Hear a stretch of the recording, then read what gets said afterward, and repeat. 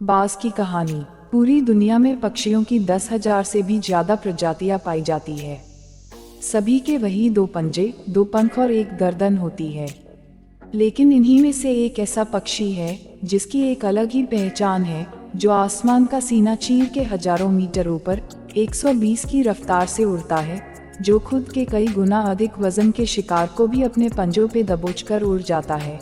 और इसीलिए उसे पक्षियों का राजा कहा जाता है, जिसे हम बाज के नाम से जानते हैं। और एक बाज इतना ऊंचा मुकाम हासिल करता है अपनी ट्रेनिंग और अपनी पुनर्जन्म की वजह से।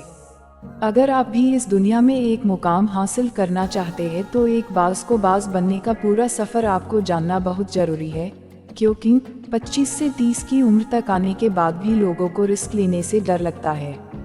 लेकिन एक बाज की जीवन की शुरुआत ही रिस्क से होती है।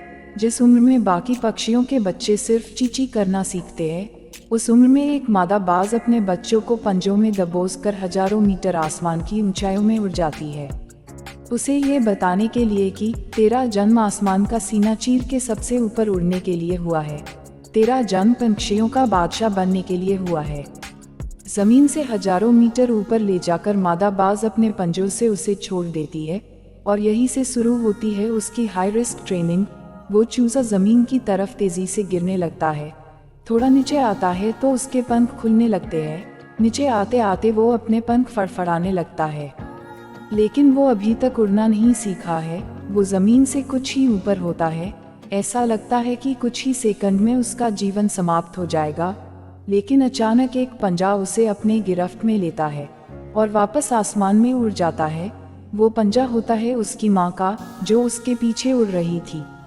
उसकी ये ट्रेनिंग तब तक चलती रहती है जब तक वो उड़ना नहीं सीख जाता है।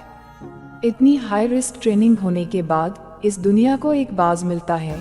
बारिश के वक्त जब सारे पक्षी आश्रय की तलाश करते हैं, तब यही बाज उसी बारिश में आसमान को चीरते हुए ऊपर निकल जाता है और बदल से कहता है, तू बरस ले, कितना बरसेगा, और फिर नीचे आकर चैलेंज करता है।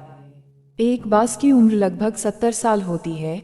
जब वह 40 साल का होता है तब एक परेशानी उसकी जिंदगी में मौत बनकर आती है, जो आपकी परेशानियों की तुलना में बहुत बड़ी होती है, क्योंकि 40 साल की उम्र में बाज की चोंच इतनी मुड़ जाती है कि उसे शिकार निगलने में बहुत परेशानी होती है।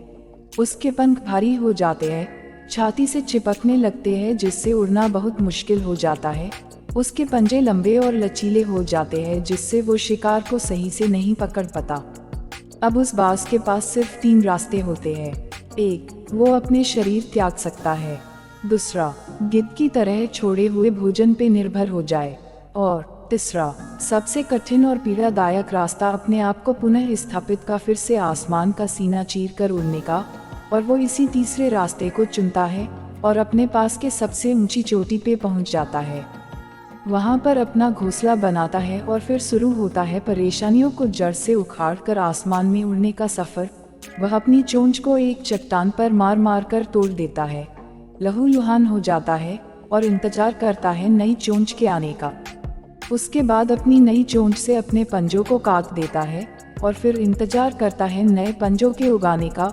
उसके बाद वह अपने एक एक पंख को अपने शरीर से अलग करता है और फिर इंतजार करता है नए पंख उगाने का, और इस प्रक्रिया में उसे समय लगता है पूरे 5 महीने का। इन 5 महीनों के कड़ी तपस्या से एक बाज का पुनः जन्म होता है। वो फिर से तैयार हो जाता है आसमान का सीना चीर कर उड़ने के लिए। जो 3 रास्ते बाज के पास थे, वही 3 रास्ते आपके पास होते हैं। लेकिन कुछ लोग पहले रास्ते को चुनते हैं और परेशानियों के तले दबकर सुसाइड कर लेते हैं। ज्यादातर लोग दूसरे रास्ते को चुनते हैं।